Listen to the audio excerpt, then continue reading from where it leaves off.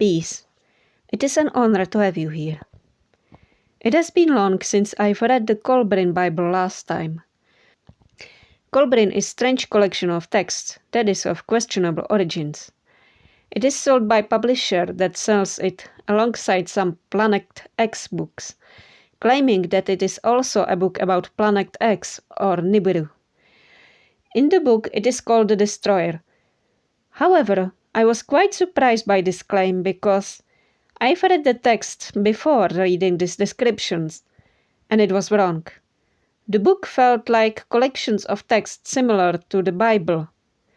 Laws, myths, channeled message, alternative version of Gilgamesh story, that kind of stuff.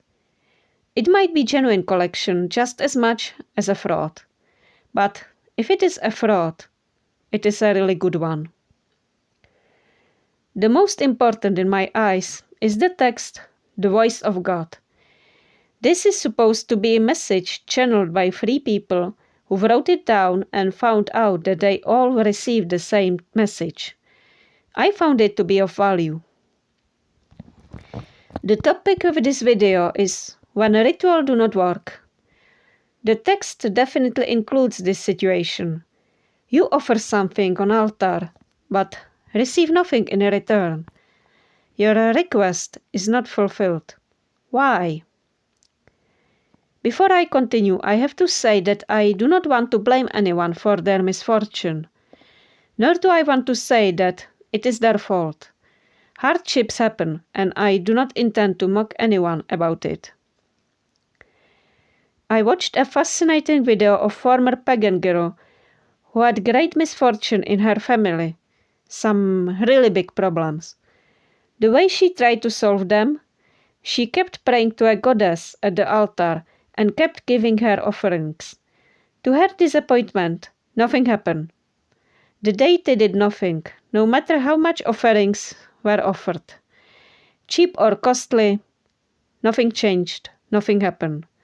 Things did not get better.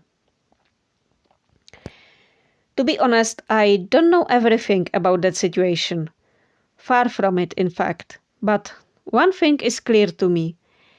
If all you do about situation is pray and make offerings, in fact, you offer nothing of value.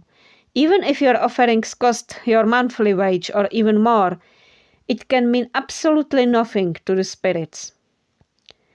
To explain this situation, I'll get out of my own understanding of the occult for the moment.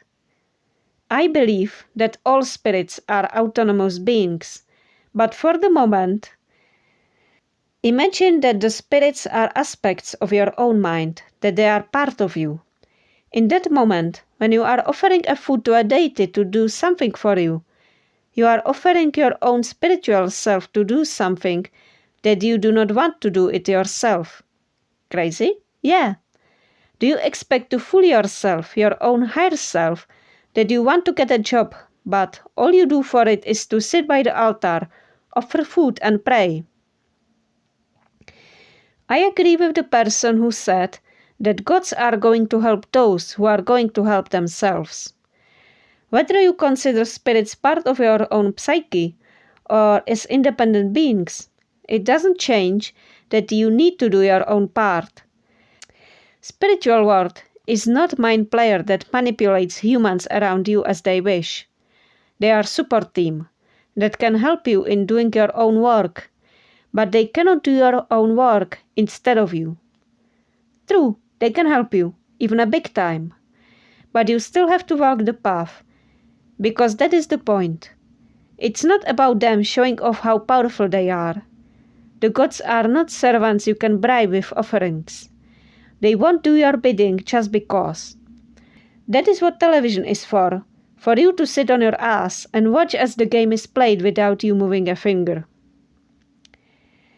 So to the example I mentioned before, the girl just doing offerings did nothing and expected goddess to do everything.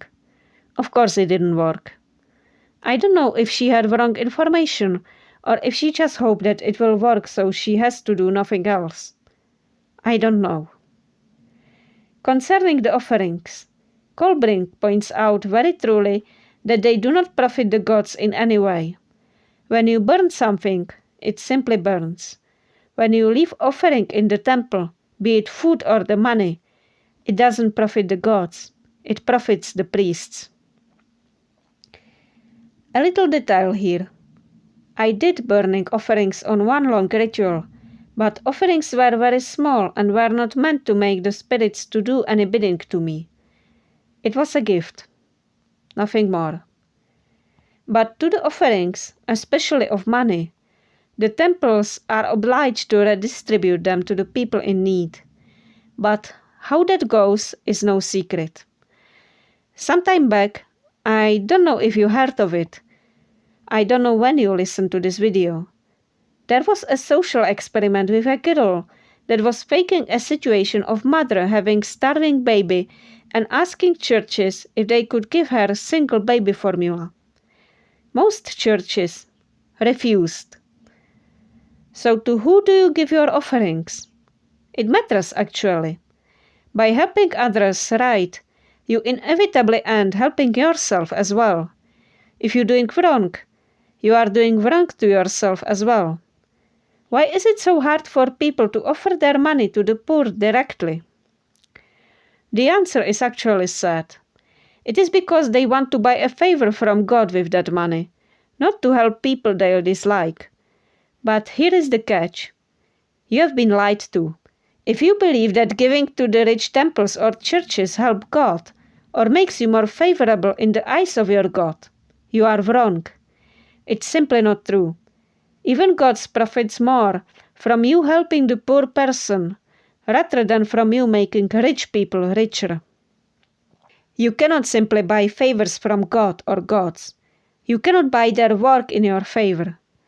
But you can deserve it. You can help other people, bring them joy or ease their lot a little bit. Or if you dislike them, and I'm really far from being a human lover, you can work on yourself and at least be a person of honor, one who keeps their word, one who does no harm, one who seeks to improve themselves, the skills, health, the mind, the art. So, if you are doing offerings, I hope that I got you some food for the thought, so that you can now ask, why are you doing the offerings? Are you doing them for the right reasons, expressing what you intend to do? Or are you trying to bribe spirits or God so that you don't have to do something to get it done? Be honest. Which is it?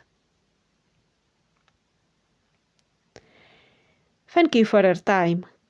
Go in peace and guard your heart well.